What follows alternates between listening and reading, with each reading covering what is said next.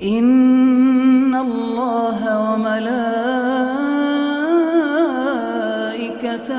يصلون على النبي بسم اللہ الرحمن الرحیم۔ ابو حماد راجستھان سے پوچھتے ہیں، پہنے ہوئے کپڑوں میں شہوت سے منی نکلی، اس لیے میں نے ازار بدل دی اور کمبل اوڑھ کر سو گیا، میری بیوی الگ سو گئی، مجھ پر غسل فرض ہوا، تو کیا میری بیوی پر بھی غسل فرض ہوا؟ ہمارا کمبل بھی ناپاک ہوگا یا نہیں؟ تو جواباً عرض یہ ہے کہ جب آپ نے بیوی سے صحبت ہی نہیں کی ہے، ویسے ہی منی شہوت سے نکلی ہے، تو غسل صرف آپ پر ہی ہے، آپ کی بیوی پر غسل نہیں ہے۔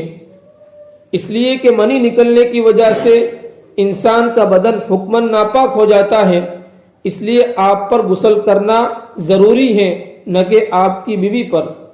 اور اگر آپ کے یا آپ کی بیوی کے کمبل پر یا اور کسی کپڑے پر منی نہ لگی ہو تو وہ ناپاک نہیں ہوں گے، انہیں دھونے کی ضرورت نہیں ہے، اور اگر منی لگ گئی ہو تو وہ ناپاک ہو جائیں گے، انہیں دھو ڈالے۔